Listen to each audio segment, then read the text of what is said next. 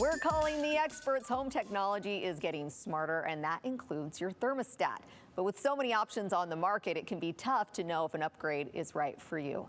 We're joined by Zach Barnes from Western Heating and Air to help us break it all down and find the best fit for your home. Thanks for being here, Zach. Hey, Carly, thanks for having me. Yeah, so let's talk thermostats. There's different types of thermostats, right? Yeah, so essentially you can put them into three categories. There's your standard non-programmable thermostat that just sets at one temperature and it holds it there all day.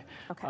You got your programmable that you can program a schedule into it. So, you know, you want to set back or do different things based on your schedule.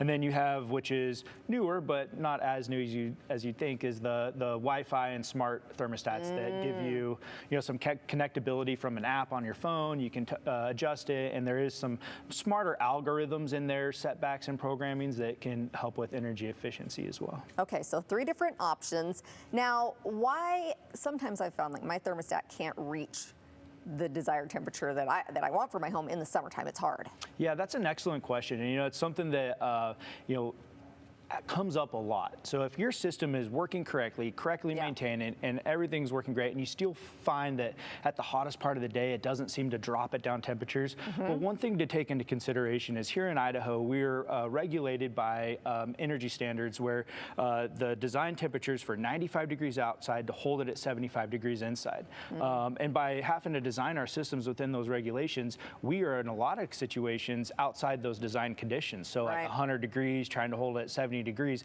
it may really struggle to drop that temperature at the hottest part of the day. So just being mindful of that and trying not to set it back at the hottest part of the day if it's important to you to get it down to those temperatures. Sure. Energy efficiency is on a weighted scale, right? So if you want comfort, you might have to give up some energy efficiency. If you want super energy efficient, you might have to give up some comfort. Yeah, that makes sense. It really does. So it doesn't mean if it's not reaching that cooler temperature, it doesn't mean something's necessarily broken, right? Yeah. If it not necessarily, it just may not be able to drop it down. It may just barely be able to maintain. So you might at those hot parts of the summer have to get a head start on it. Where hey, I want it to be 75 degrees. I may have to hold it at 75 degrees all day because if at 5 o'clock when it's the hottest part of the day, it may not have the capacity to pull that temperature down 5 degrees until the outdoor thermal loads go down.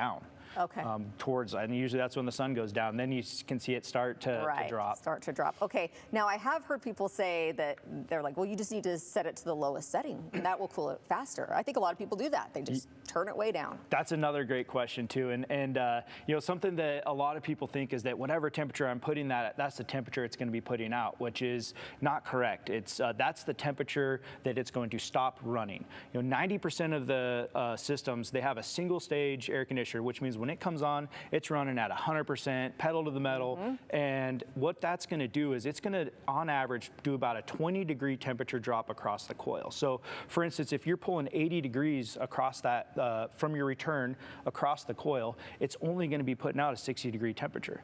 That's going to be a lot of air changes in the house that has to happen. So sometimes they can't react as quick as some people think. So just by putting it at 50 degrees and running that temperature down doesn't mean it's going to cool any faster than if you had it at 70 degrees and it's 80 degrees in the house. Okay, yeah, that's great advice. Any other tips, Zach, that can help us stay cool in the summer without just cranking on the AC? I'm a big advocate for running the fan continuously in the house. That's going to keep the air circulating, running it through your filter, get rid of hot spots, cold spots, make like the bedrooms more even.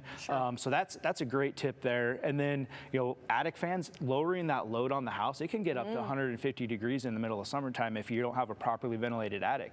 Well, eliminating that load and reducing it will help the air conditioner perform a lot better. Another thing would just consider upgrading to more efficient equipment.